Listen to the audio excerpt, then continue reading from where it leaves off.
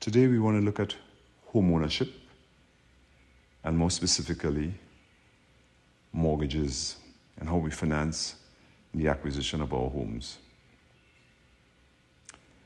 Purchasing a home is one of the most substantial investments most individuals make in their lifetime. Beyond providing shelter, home ownership offers financial security. It acts as a hedge against inflation, and it helps mitigate market volatility. However, despite its importance, mortgages remain one of the most misunderstood financial instruments that we have. The eagerness to own a home also often leads to decisions with long-term consequences, some of which may be financially unwise. Consider for a second the average middle-income home in Trinidad, priced at approximately $1.5 million. With a 30-year mortgage at 10% interest, the monthly payment on such a mortgage loan would be just over $13,000. Banks typically recommend that no more than 28 to 30% of a borrower's gross monthly income should go towards housing costs. For a young couple to comfortably afford this mortgage, they would need a joint monthly income of $45,000. At first glance, this seems manageable. They secure their dream home and they begin their journey as homeowners. But the question is, was this the wisest financial decision? Could there have been a better approach to their home ownership? When we look closer to what just transpired, we see that over the 30 years, this couple would have paid an amount equivalent to $4.7 million in total payments to the bank. This payment comprises of $1.5 million in principal and $3.2 million in interest. The interest alone would have been twice the principal sum borrowed. This raises a critical question. Could these homeowners have minimized or even avoided the massive interest expense that they eventually ended up paying?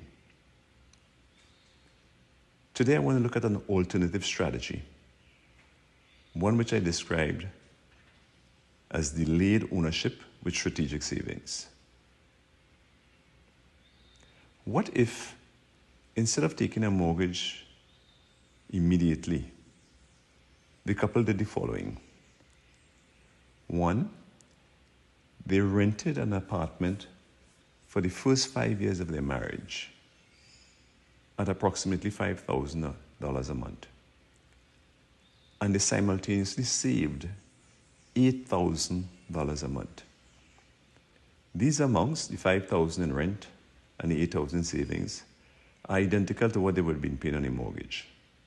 However, at the end of the 5-year period, they would have accumulated $500,000 in savings, enough to purchase a piece of land that they could build upon in the future.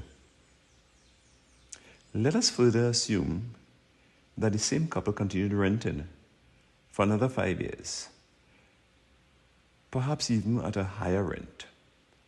And during that second 5-year period, let's further assume that they increased their savings to $18,000 a month.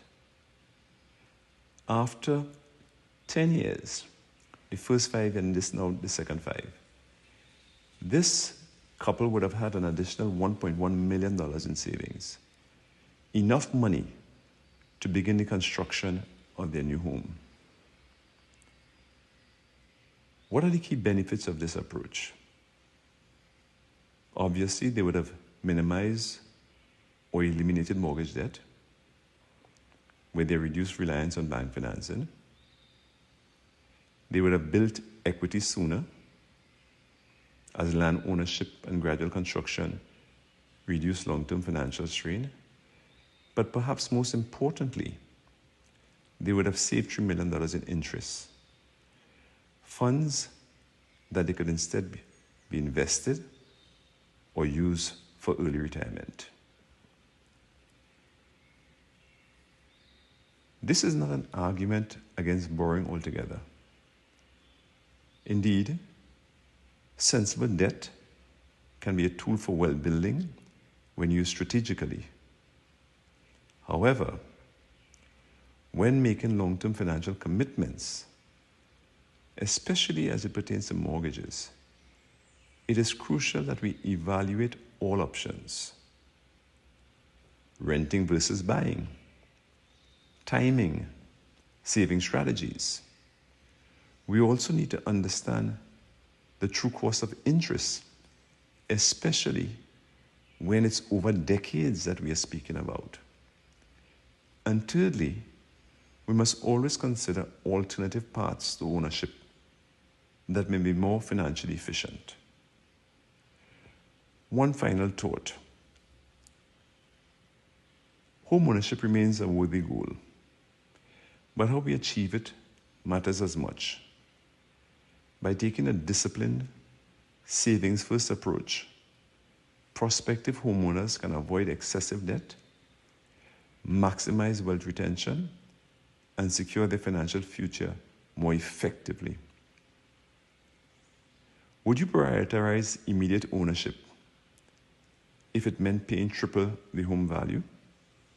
Or would a delayed, savings-driven strategy make more sense for you and your long-term financial health? Something to think about.